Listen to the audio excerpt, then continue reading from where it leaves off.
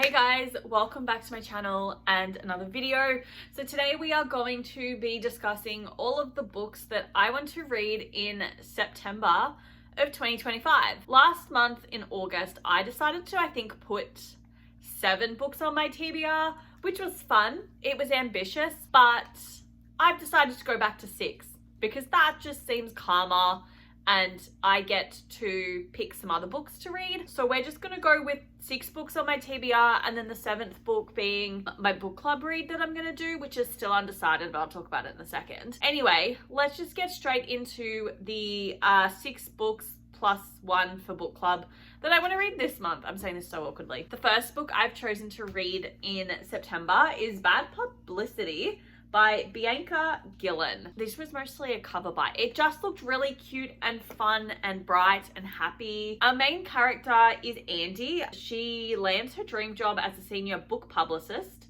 and she's ready to take the New York publishing industry by storm. On her first day, she discovers that her biggest client is Jack, and this is the same Jack who ruined her life at university. So they're 2 exes. Amazing. They haven't spoken in about 5 years. He's incredibly hot but also incredibly successful, and his campaign is something that she can't mess up if she wants to keep her job. And it's no ordinary book tour because it's across Europe for an entire month, so she's gonna be stuck with her ex-boyfriend for a month. They're going to all of the romantic spots in Europe. So basically, what could go wrong? It's going to be a second chance romance, and I really quite enjoy second chance romances, so I'm just excited to pick this one up. I have a funny feeling that this may be a debut novel for this author. I'm just excited to pick it up. I generally really quite enjoy reading novels that are set in the publishing industry, and this is definitely a different take on one because normally it's about creating the book or the novel, whereas this one, it's a case of the novel's already done, we're going on the book tour, which I think is really exciting. So I've not read a book kind of that focuses on that aspect of the publishing world, so I'm excited to see what happens in this story and just see what I think of it, but make me miss Europe essentially. And then the second book I have chosen to read in September is The Gilded Ones by Namina Forna. This is the first book in the Gilded Ones trilogy. I have had this book on my shelf for a long while. We won't talk about how long it's been on my shelf for, but it is also one of the 25 books that I do want to read in 2025. It's also one of the book series that I want to read this year as well, because I do have the sequel on my TBR card as well to get read. So I'm gonna be honest, I don't really remember what this one is about. So our main character is Decca. She lives in fear of the blood ceremony that will determine whether she can become a member of her village. If she bleeds red, she will belong. But on the day of her ceremony, her blood runs gold, the color of impurity of a demon. That's super intriguing. The consequences force Decca to leave her village with a mysterious woman destined to join an army of girls like her, the Alakai, girls who are near immortals with rare gifts and the only ones able to stop the Empire's greatest threat. But as she journeys to the capital to train for the battle of her life, Decca discovers the great walled city holds many surprises.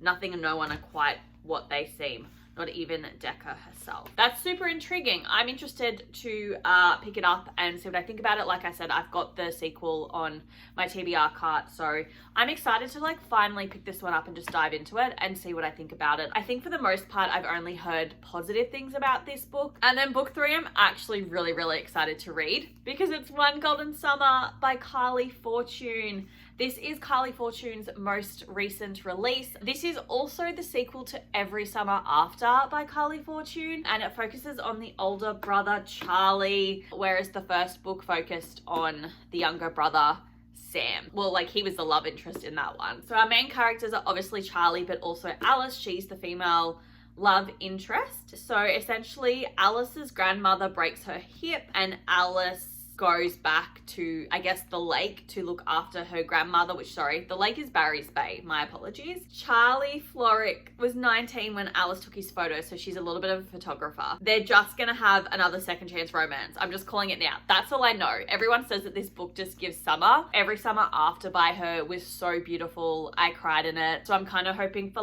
similar vibes here and just getting to know Charlie a bit more as a character, because he was only explored to a certain extent in that first book, so I'm really excited to get his story and his point of view. I am participating in a book reading challenge like I normally do each year. They are all based off Taylor Swift albums, and this year I have chosen to do the Lover album, and one of the prompts for, is it Afterglow or Daylight? I can't remember which one. It's one of those song titles, sorry. The prompt for it is pick a book with gold or golden in the title, and One Golden Summer is going to tick off that prompt. I'm so excited. And book 4 is Night of the Dragon by Julie Kagawa. Now this is the third and final book in the Shadow of the Fox trilogy by Julie Kagawa. This is also one of the books that I want to read in 2025, so it's on that challenge. It's also going to tick off a prompt in my Lover reading challenge as well, because The Archer was a book that has arrows on the cover, and look at that, it's got 2 arrows on the cover. This is the third and final book in the Shadow of the Fox trilogy. Shit has hit the fan. Essentially, I've just finished reading the second book. Basically, we're still going to focus on Yumiko. All 3 pieces of the scroll have been discovered and they've been given to the villain. The love interest, Tatsumi, has now bonded his soul with the demon that was in his sword. We have to travel to the place where you have to read the scrolls to raise the dragon from the ocean in order to get your wish, and they're trying to get there to beat the villain who's also on his way because he's a skull. So he's just appearing as a ghost essentially for most of the story. They now have to fight him because his wish is going to give him back his body, and then he can just destroy shit for the next 1,000 years. So that's what we're traveling to do in this one. It's all going to wrap up quite nicely. I really feel like Yumiko is going to be the one that gets the wish, and she's going to wish that Tatsumi is just human and he's not in the sword, and the demon, whatever.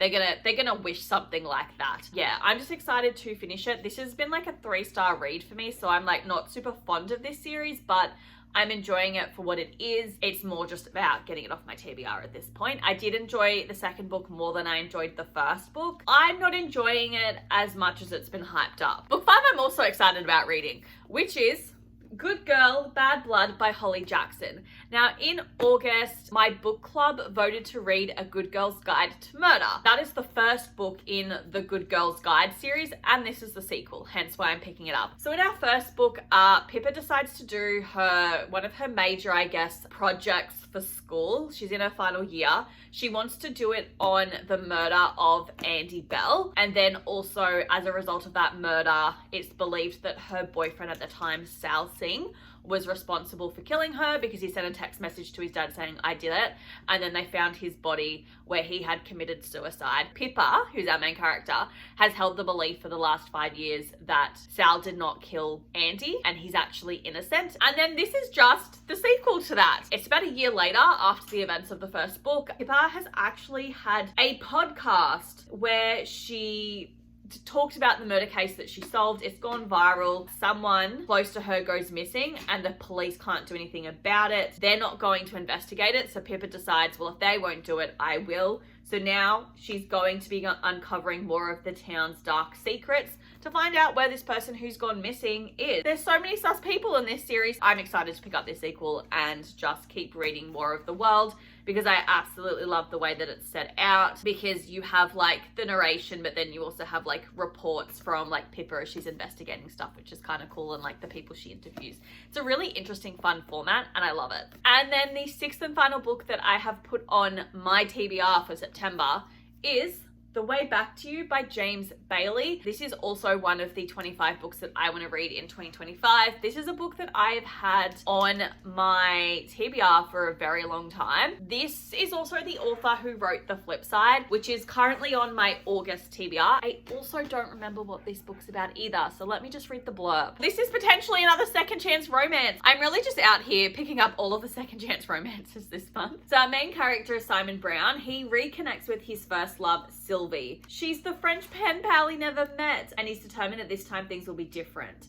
Simon's life isn't straightforward like it was back then. His daughter's getting married, he's got difficult guests staying in his B&B, and his larger-than-life school friend Ian has waltzed back into his life. Adamant that he can't let this second chance pass by, Simon sets off on a bike ride from Bristol to Bordeaux, with Ian in tow on the very same route they covered as teenagers in pursuit of love. But it soon becomes clear that this trip will have even more bumps in the road than the first. I'm going to be honest, this doesn't excite me, and it doesn't excite me for one reason. reason, and that being the B&B line. And the reason for that is last year, I believe it was, I read The Superhost, and that had a similar premise to this. The book was really weird and messed up, and we literally got, in the first 2 chapters, a lot of narration around bodily fluids, and it was just very off-putting. This is giving me flashbacks to that book, so I'm not excited about that. However, I do like that we're potentially going to find our long-lost love. I'm early 30s. The idea of reading about someone with grown adult children doesn't really excite me. I don't really know what I was thinking when I picked this one up. I'm also not a huge fan of reading books from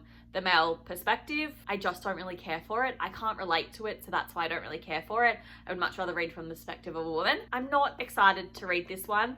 I'm more just reading it to get off my TBR. This is just going to be a palate cleanser, to be honest, but I'm not expecting good things. This is probably the book I'm the least excited to read this month. For my book club, we are voting between 3 romantasy novels, and there's 2 currently in the lead, so I'm going to talk about those 2. So we're either going to read The Irresistible Urge to Fall for Your Enemy by Bridget Knightley, or we're going to be reading On Wings of Blood by Briar Boland. The On Wings of Blood is the one that's currently in the lead, I think, by 2 points. So I'm probably going to know in a day or 2 which one wins, because there's still a couple people that need to vote, but I'm excited to pick up either one of those. But whichever one wins will also be put onto my TBR for this month. But I'm going to call it quits here, guys. I hope you have enjoyed this video. If you did, please feel free to hit that like and subscribe button, and I will see you guys next week for the August reading wrap up. Bye.